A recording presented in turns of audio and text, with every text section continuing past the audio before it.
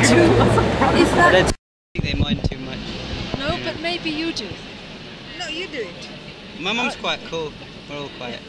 No, I mean you don't mind being here if it's in the middle of the Oh men's no, place. I can be vocal also that this is total injustice. These people are being held for an unjustified reason. And people work on recent information, but these people have been arrested on information that was collected 4 years ago. And I'm sure if they are heard, I'm sure they will have to be released because this information is all wrong, untrue, whatever they've got there. Yeah. But it has to come in the open why they have been arrested. Only then we'll be satisfied whether they are arrested for any reason. Until that is done, we will say that they are innocent. Do you think the Home Office should apologise when it comes out, when they release people? Apologising will not do me any favour. What I to need the kids, to be... so their No. reputations will be mended. No, they have to be released without any... If they haven't got any evidence against them, they have to be released now.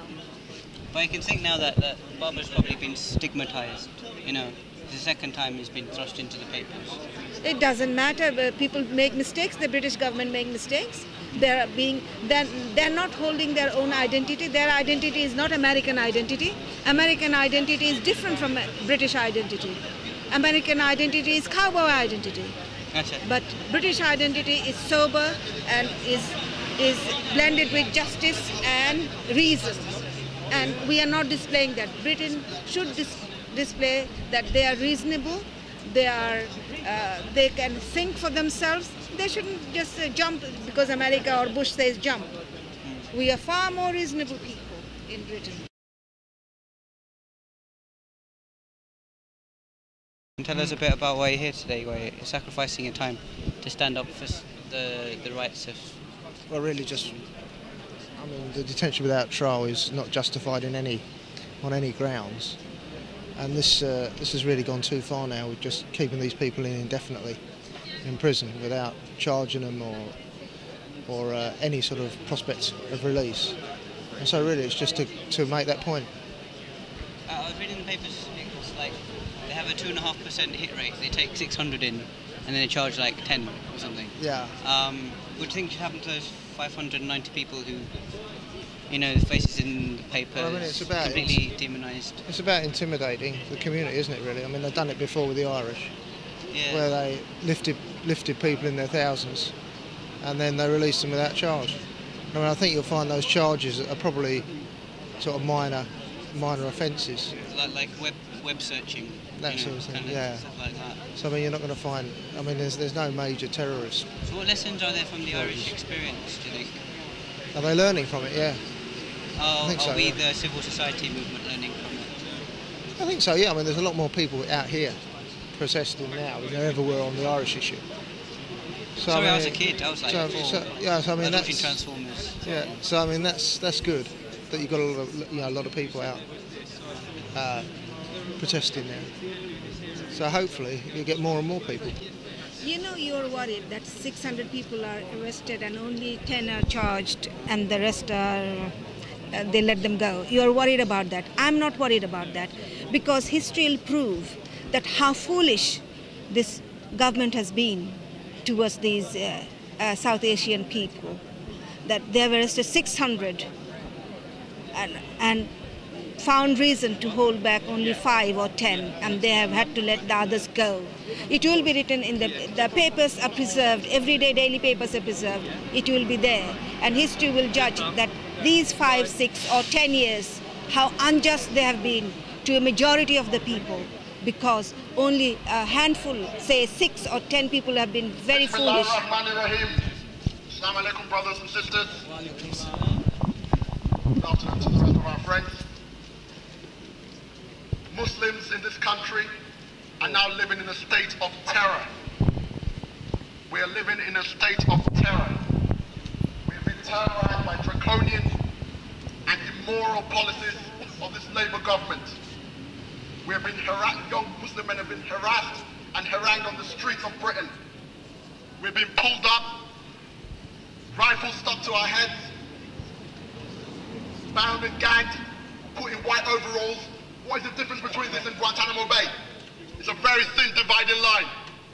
And we're here today to demonstrate our disgust at the policies which take away freedom of speech, which take away the normal human rights afforded to all people historically in this country.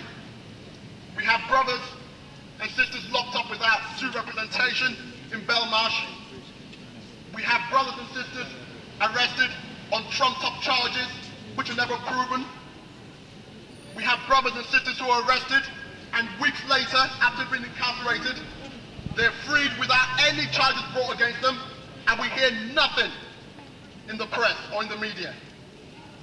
So brothers and sisters, what you're doing here today, and our friends, is not only your Islamic duty, it is also your right in this country to demonstrate freely and openly. So raise your voices, let them know how angry we are at the policies that are directed against the Muslim community in this country.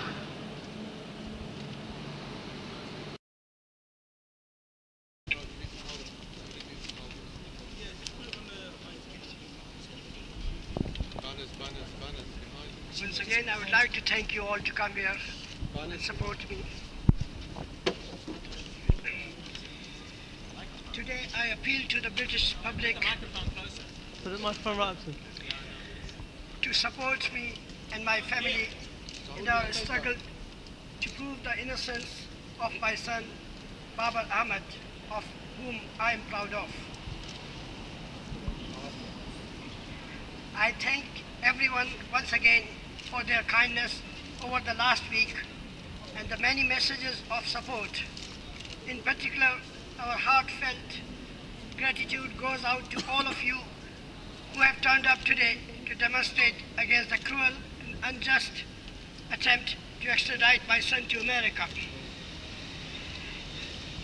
As far as I am concerned, the request comes from Bush and his gang of henchmen and not the American people, who I know would never be party to the terrifying ordeal that my family is going through.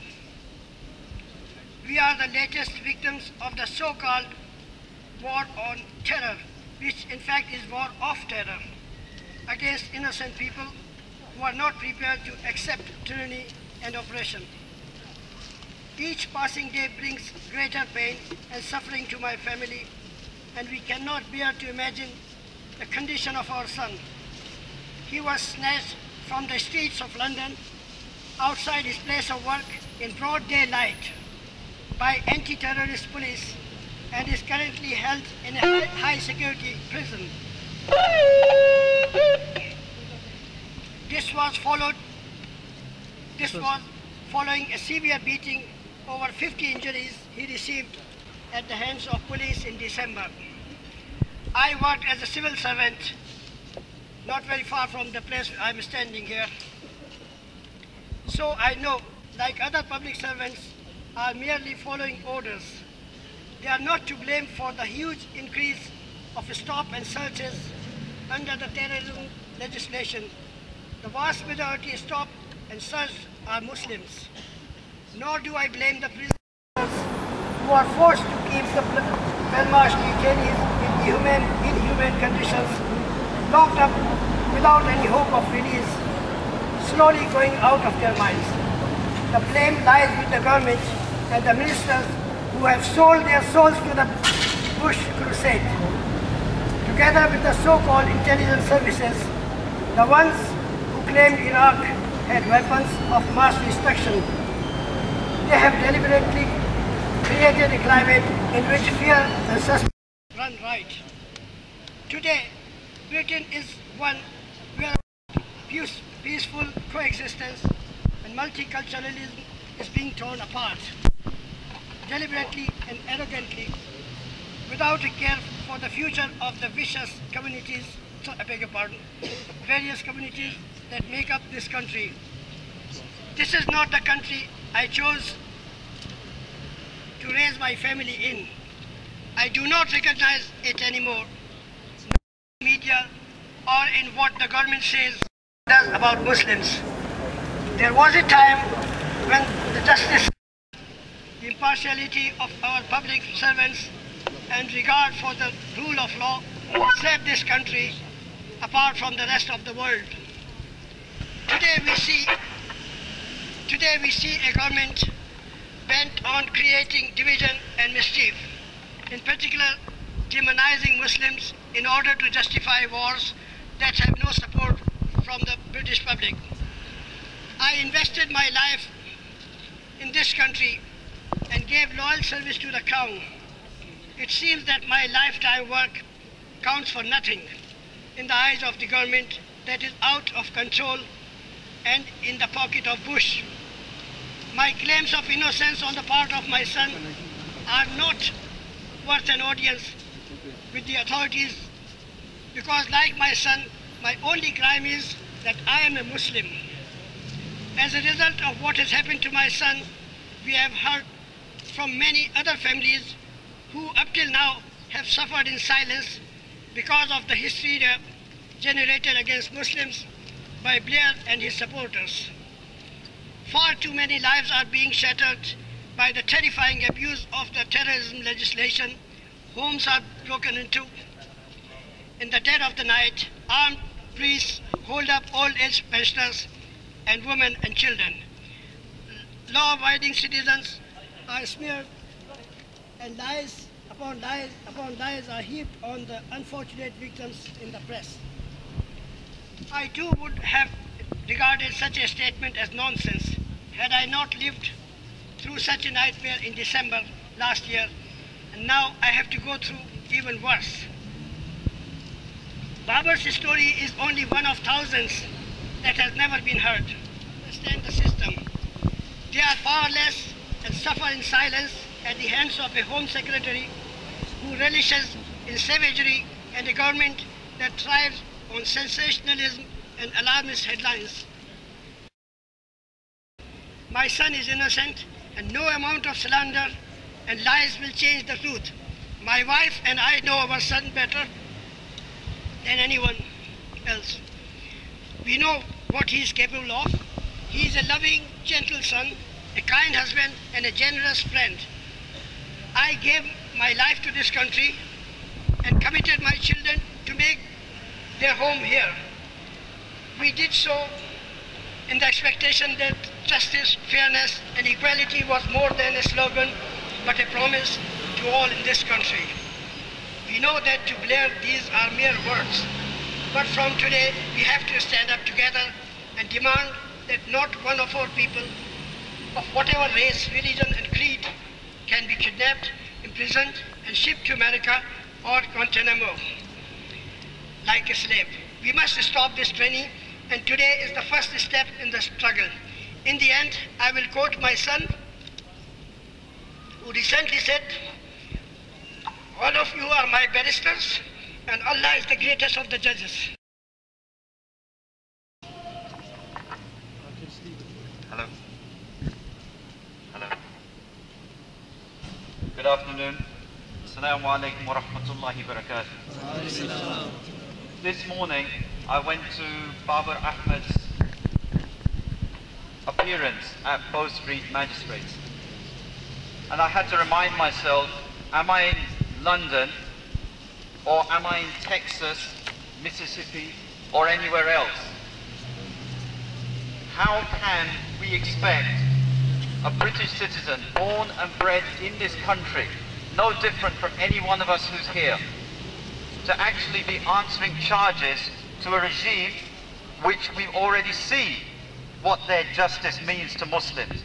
It means dressing you up in an orange suit and putting you in chains.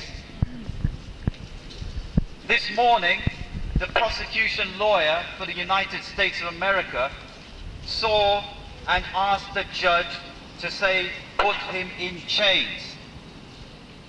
The judge, thankfully, he is a British judge, and this is why we call for British justice. He said, what has changed from last week to now? But this is what the Americans are trying to do to Muslims. Humiliate us, put us in chains, and continue the slave trade which they have such an ignoble history in. Babar Ahmad is somebody that I have known since December, when Unfortunately, at the hands of the British police, he was beaten and also attempted to be humiliated. His case is still being heard. They are still considering it a top priority to deal with this. Why did this happen? But at least they are saying they are trying to do something. But Babar Ahmad did not stay silent. And through his bravery and his outspokenness, other people have felt the strength to come out and speak. So mashallah, with his bravery, much has been achieved. And through this, and through Allah's grace, all of you are here. Because this isn't just about Muslims. This is about all of us. Those who are weak, those who are oppressed.